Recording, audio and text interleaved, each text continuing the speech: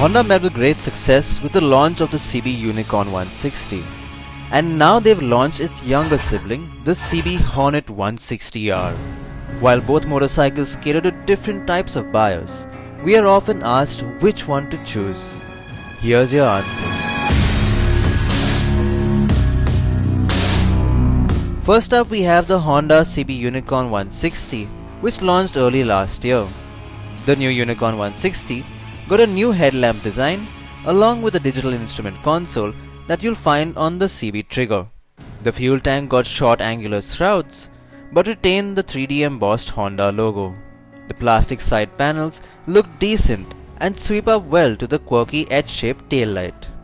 In comparison, the Hornet is a sportier looking motorcycle. On the looks front, it gets a more chic and sporty design, which was lacking in the Unicorn 160. The Hornet gets a new sporty headlight design with pilot lamps, a shorter single-piece handlebar, but the same digital instrument console that's on the Unicorn 160.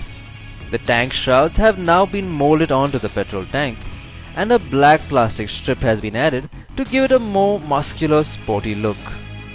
The aluminium-like rear panels and the carbon fiber stickered side panels give it a slightly more premium look over the Unicorn 160.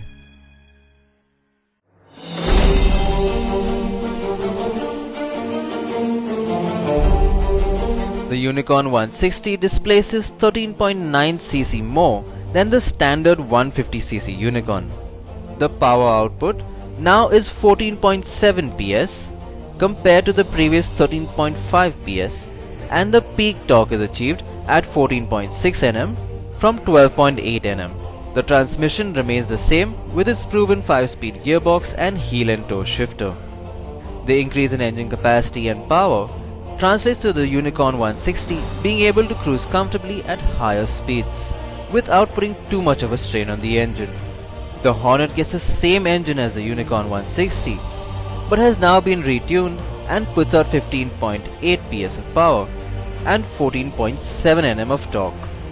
So compared to the Unicorn 160, it's now been beefed up by 1 PS more and reaches its maximum power and maximum torque at a slightly higher RPM than before. In this new state of tune, the Hornet's engine feels peppier and gives you that sporty feel. On the mileage front, both motorcycles return a good fuel economy of 55 km per litre since both get Honda's HET technology.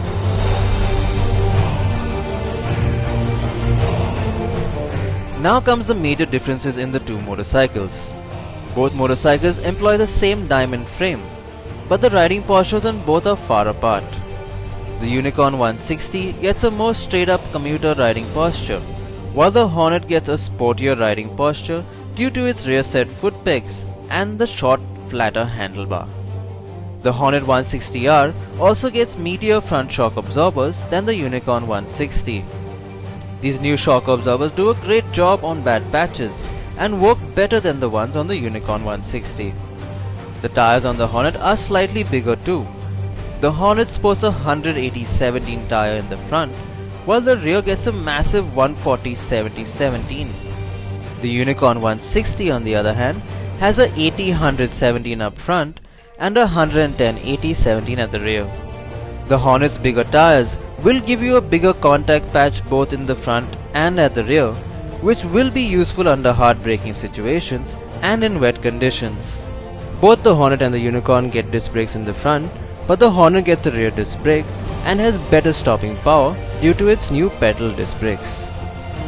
In fact, we found the braking power and feel on the Hornet to be the best in this segment.